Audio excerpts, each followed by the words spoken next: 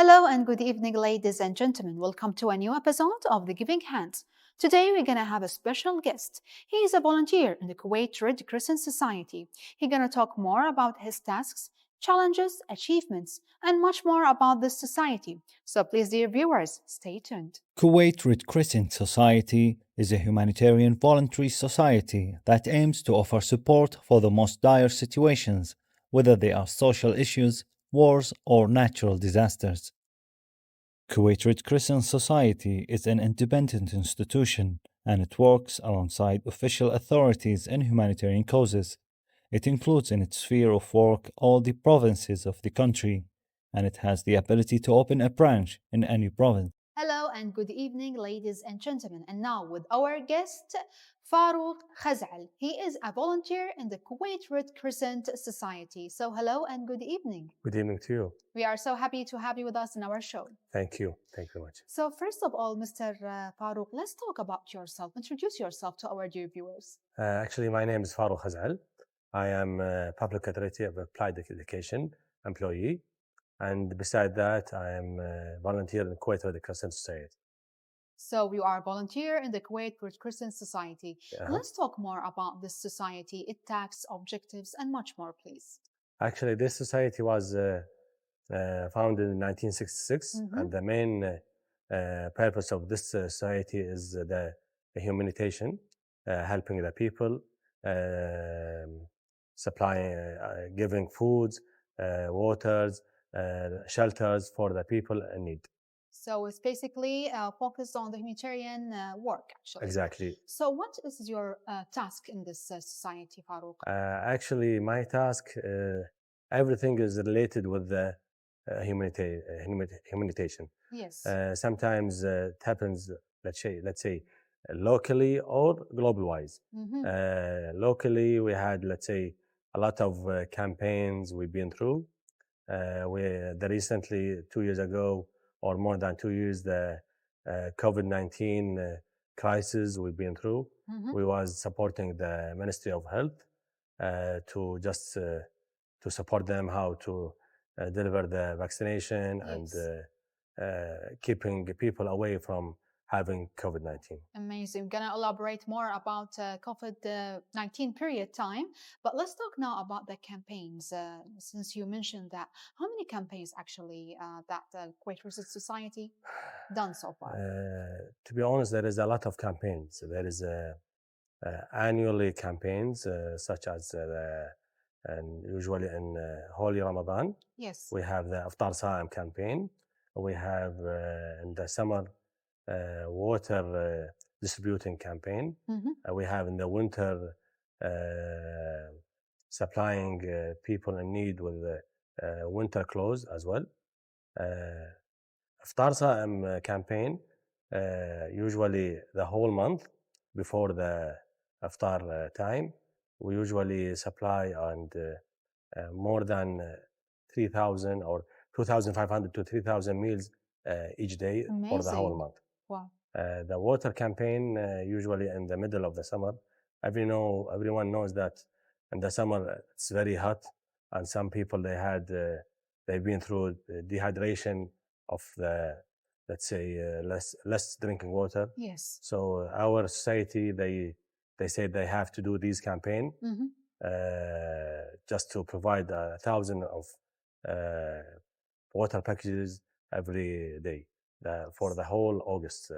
What a noble work, actually. Thank you. And you've been participating and volunteering to all those campaigns? Yes. Amazing. So which one is your favorite campaign, actually? Now, in the beginning, I thought Iftar Sa'im was the best campaign for me. Then when I involved to the other campaign, it was you love them all. Yeah, and the third campaign as well, which is I mentioned earlier, the winter clothes for the workers. It was very nice campaign as well. So to be honest, all of them, it was a nice campaign because you are helping people.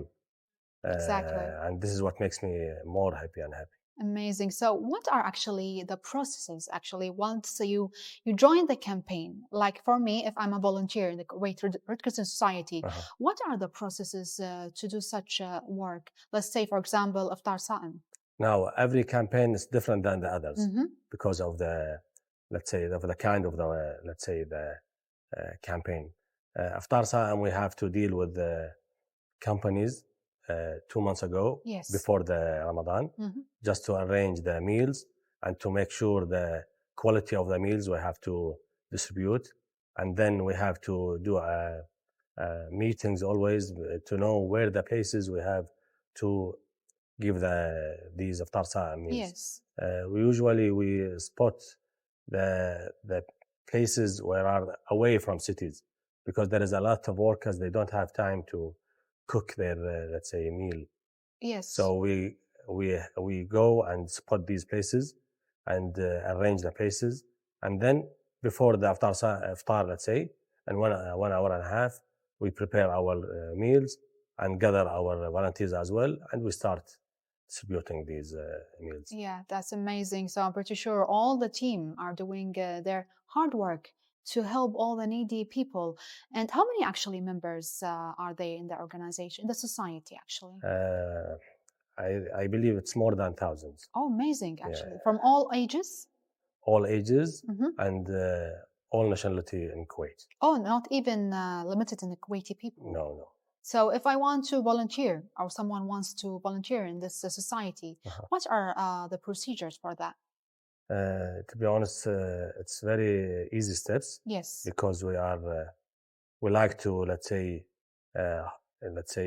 open the doors for all the volunteers. Yes. We need civil IDs and give them some first aid courses, and we have to learn them how to deal with the people, no matter his religion or originally his from where or his nationality. So since if he, let's say, do all these things and respect people, he's with us from the day one. Respect people, that's Exactly. really good. It's really uneasy to be a volunteer in your society. So let's talk about your campaigns. If I want to join your campaigns, how to know that? Is it through your social media accounts? Yeah, we have a lot of, let's say, ways to deliver these campaigns. Yes. We have through the Instagram, we have through the media campaign. Sometimes we do it through, let's say, the buses or the big ads in the street. Yes. So we start our campaign through these channels. Yes. And sometimes through our, let's say, relationships, friends. Yeah, from the friends or relatives. That's amazing. So since when actually you started volunteering, Farouk? It was 2003, I remember. Oh, long time ago. Yeah, long time ago. Saddam Hussein regime, they start to threat Kuwait. Yes. And Kuwait Red Crescent, they start to assemble volunteers. And because it's my country, I just want to involve in anything, even small things, just to be side to my, let's say, all the society in Kuwait. So they told me there is a gathering, and then I went there, and we start the process of, let's say, registering. And since that day, I am a volunteer with the Kuwait Red Crescent. Since that day, you loved the voluntary work. Exactly. And being a good person, actually. Thank you. Thank you. So your first organization or society you volunteered was the Red Crescent Society. Exactly. Till now. Exactly. You haven't been volunteering in any other society before that? No, society? I was in 2006 a student in the United States of America, and they had Hurricane Katrina, I believe. Yes. And because I like to be a volunteer and I like to, let's say, help people. Yes. So I joined the American Red Crescent, and I have a courses there just to go and involve with the American Red Crescent to help people. That leads me to a question, actually. I'm sorry. It was American Red Cross. That's amazing. And that leads me to another question, which is, tell us about one proud moment you felt while you are doing your voluntary work, Farouk. Every time, actually, I'm proud. Every time? Every time, because every time it's a new experiments, a new people, a new campaign. So every time I'm getting proud and proud and proud, because I'm proud not because only helping people. I'm proud because I am shining my country name just to, let's say, to put our country name and, let's say, global wise. Amazing. Raise our flag, Exactly. Kuwaiti flag, in Kuwait and outside Kuwait. Exactly. That's really a noble work, Farouk. We're going to hear more about your stories, but dear viewers, let's have this report and then we'll be right back to you. Kuwait Red Crescent had noble principles such as humanity, to spend effort and time to avoid or lessen human suffering and to protect life, to also reinforce understanding, cooperation, and constant peace between the people of the world. Second, neutrality, to not distinguish between ethnicities, sexes, religions, or political beliefs. Also, to decline participation in any aggressive actions or engaging in arguments regarding ethnic, religious, and political issues.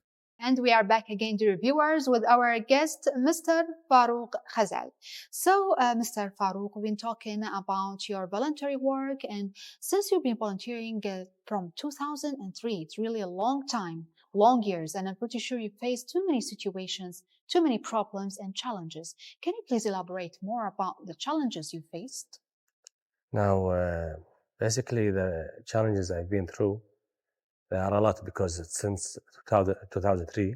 Yes. Now, because I was in 2003 a lot younger than now, yes. So I have to manage between my, let's say, my personal life, gathering with my friends and going to the, let's say, malls and, let's say, having fun, and keeping this away and going and join the Red Crescent to help people. So this is one of the challenges I have to balance between your personal life and family and the voluntary work. Yes. And later on, when I had the family, I have to balance between my kids, my wife, and the Red Crescent. Yes. And since I'm always toward my society more than my family, sometimes I have a problem with my wife, let's say. I'm just kidding. Yes. But, they ask me always, why just stay with us? So this is the challenges I've been through. And this is from the social life. Yes. Now, through the work, we have a lot of challenges. Sometimes, let's say in Ramadan, we had to distribute the iftar meals. Yes. So most of the time, there are thousands of people each day. And the iftar sa'amt has to be, let's say, for Muslim people. Yes. And but most of them, or half of them, they are not Muslim. So the other Muslim, they are asking me, no, why you are giving for a not Muslim? Okay. So I have to, let's say, to solve this problem in a very good way, and just to tell him it's not a matter of Muslim and not Muslim. It's a human.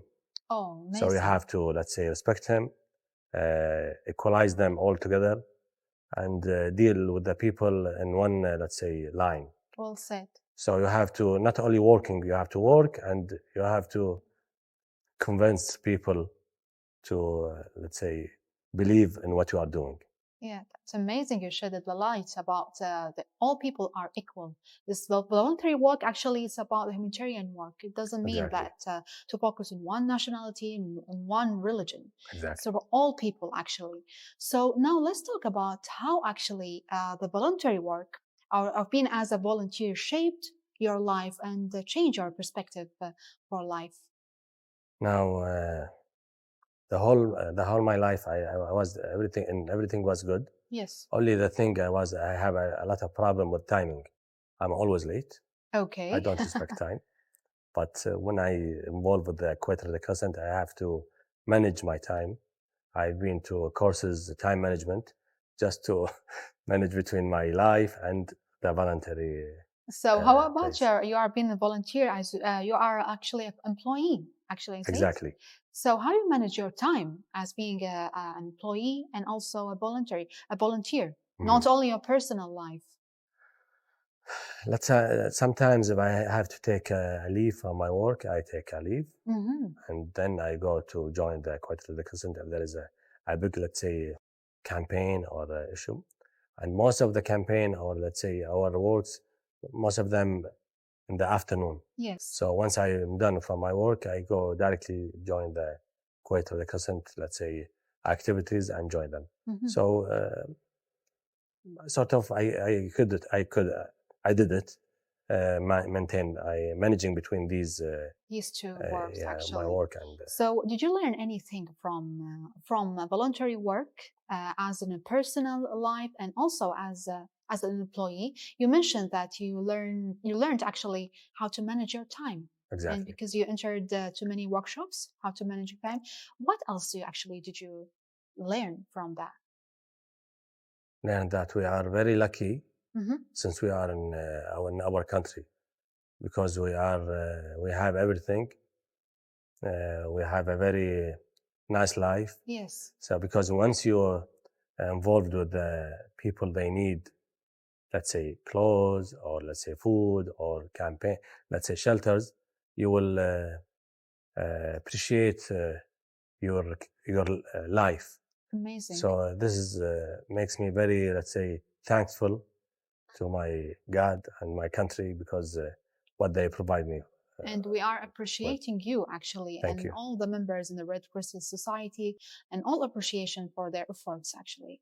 So let's talk now about, I'm pretty sure you faced too many situations, too many people there from 2003 until now. Yes. So did you remember any memorable story that you will never forget? That something that touched you? Okay. I remember I've been not in Kuwait, outside Kuwait, Mm-hmm. and I met another volunteers from other society. Yes. And one of the volunteers, he was trying to do a carpet from the line of the ship. Okay. And I asked him for what. He told me that I need to just do a carpet because of the survivors.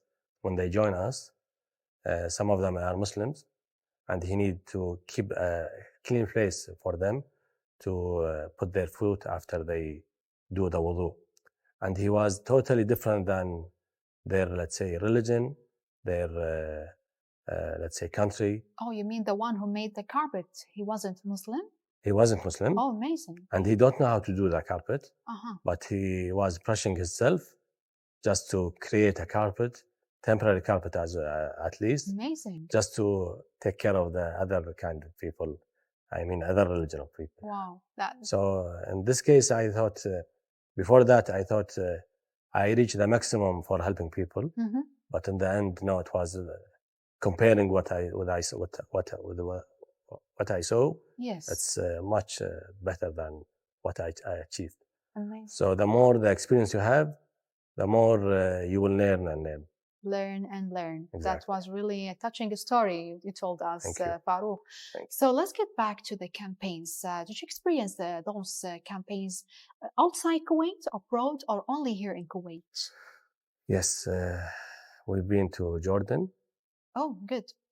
Going to the Syrian refugees. Mm-hmm. They just to support them.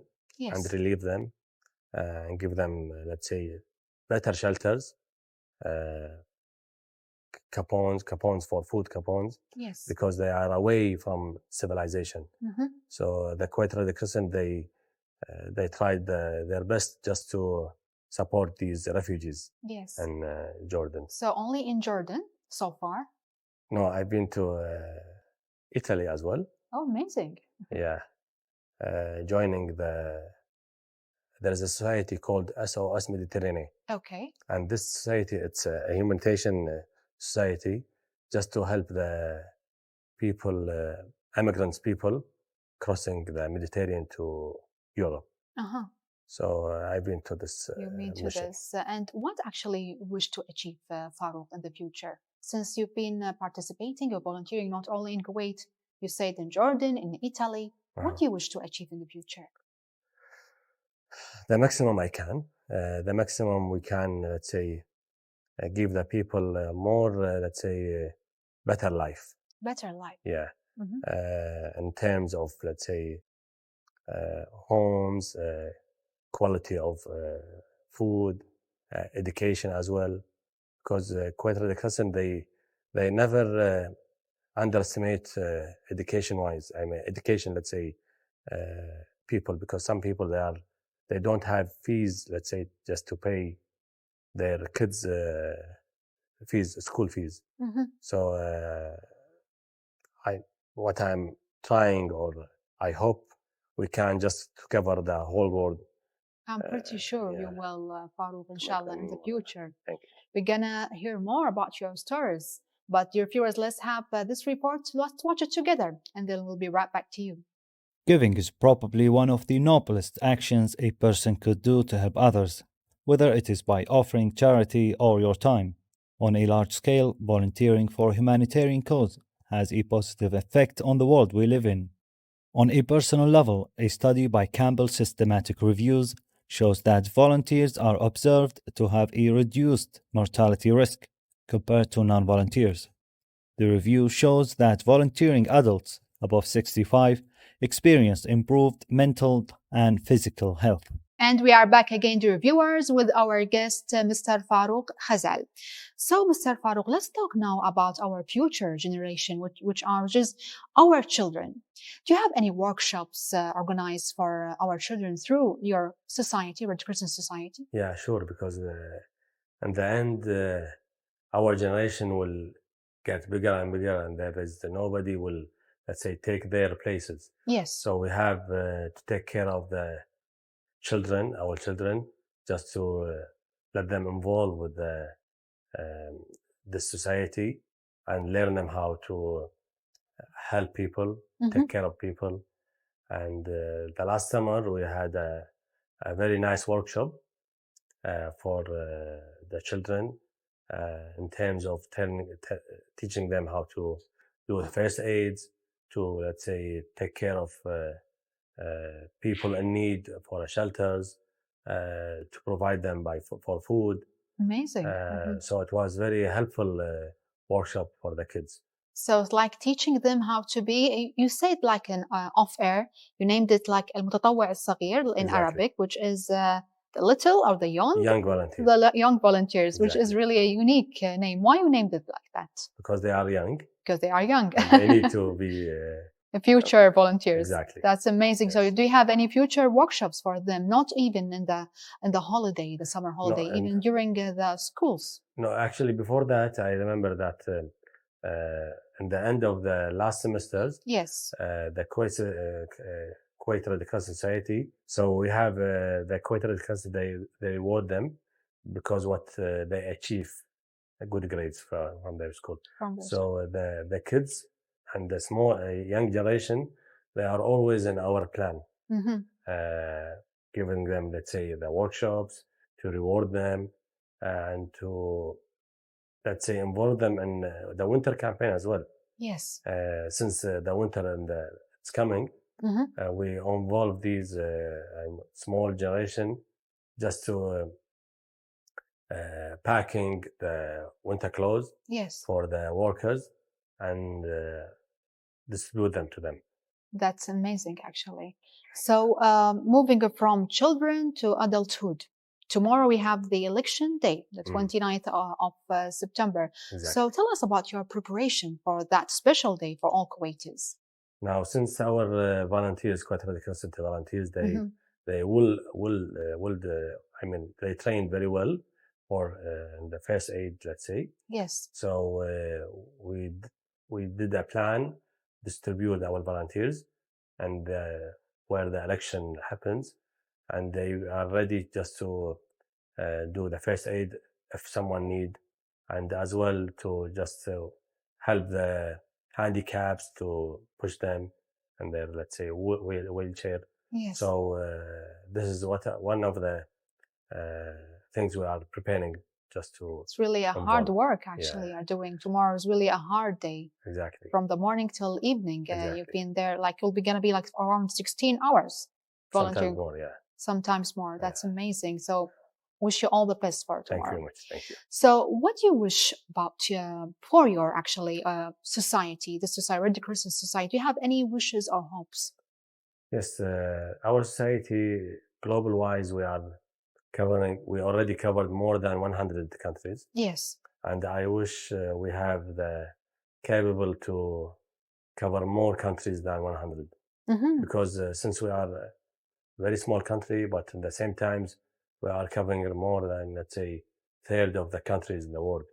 So what I wish we just expand more and more, and just to help the people global-wise and the all continent. So, Mr. Farouk, since you love what you are doing, which is the voluntary work, you've been working since 2003, do you have any advices, especially for the youth now, to let them love voluntary work and being a volunteer, especially to serve our lovely country, Kuwait?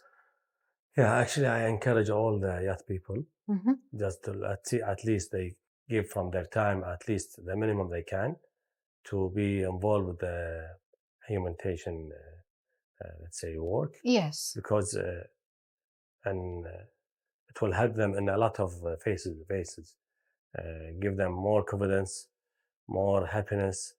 So I encourage them just to come to the Equator Red Crescent and involve with us, and just help the people, because the more they help, they will be more happy. They will be more happy. That's really a golden advice, Mr. Farouk. Thank you. All the appreciation. Thank you. And thanks to you and all to the team for Red Crescent Society. We are so proud of you. Thank you very much. Thank you. So, dear viewers, this is the end of our episode for today. I hope you enjoyed it as much as I did. See you for the next one and have a nice evening.